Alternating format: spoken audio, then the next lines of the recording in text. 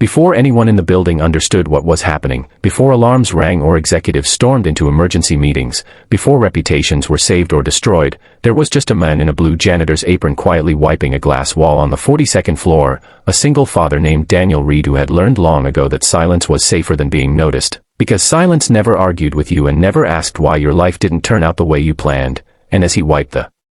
glass, he wasn't really looking at the reflection of the skyline or the boardroom chairs behind him. He was looking at numbers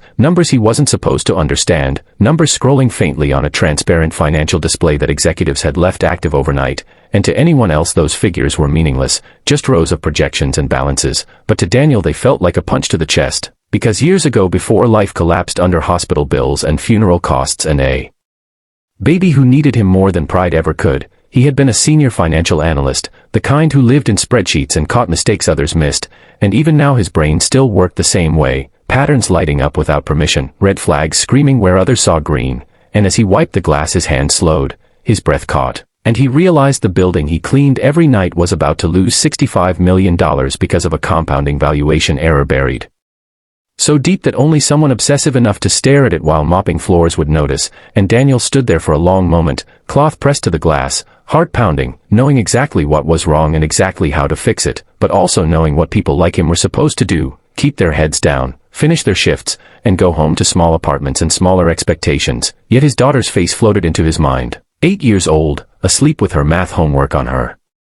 chest, trusting him to be more than invisible, and that trust weighed heavier than fear, so he did the unthinkable. He corrected it, not loudly, not heroically, but quietly, adjusting assumptions, recalculating a dependency chain, realigning a decimal that had been misapplied across 3 forecasts, and when he stepped back the numbers settled into place, the $65 million hole sealing itself like it had never existed, and Daniel finished his shift, emptied trash cans, rode the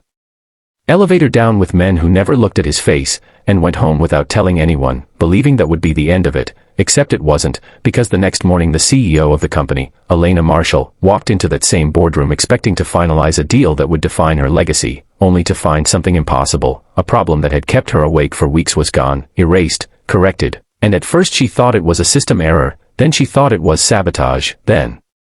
she thought someone on her executive team had fixed it without telling her, but when she demanded answers no one could give them, because no one had touched the model, no one except an unregistered login that traced back to a maintenance terminal, and that was when the room went quiet, because no one wanted to say out loud what that implied, and Elena, who had built her career on instincts sharpened by risk, felt something shift, not anger but curiosity, the kind that precedes truth, so she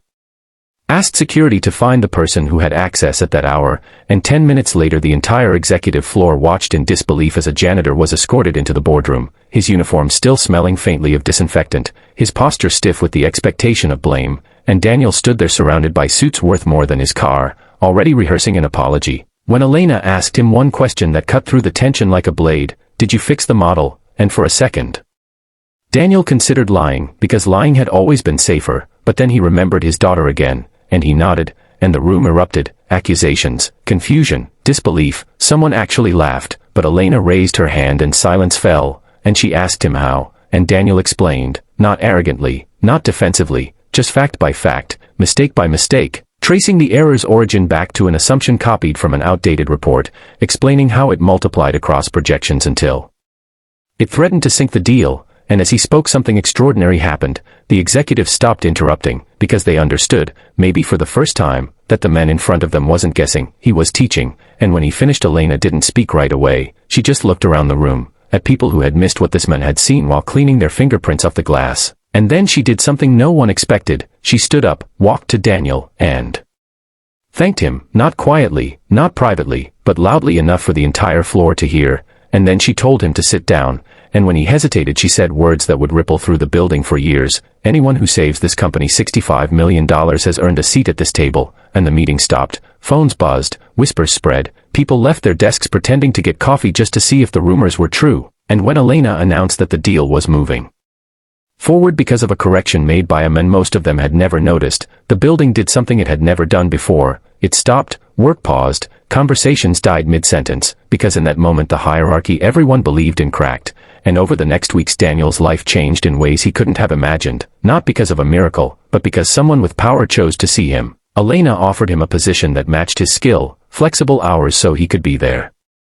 For his daughter, and something even rarer, respect without pity, and Daniel accepted, not because he wanted redemption, but because he wanted stability, and the story spread, twisted and exaggerated, but at its core remained true, a reminder that brilliance doesn't always wear the right suit and that some of the most valuable people in any room are the ones cleaning it after everyone else leaves. And if this story moved you, if it reminded you that potential can survive even the hardest falls, then don't let it end here. Subscribe to the channel, because every story we share is about hidden strength, unexpected courage, and the moments that change lives when someone finally chooses to see what was always there.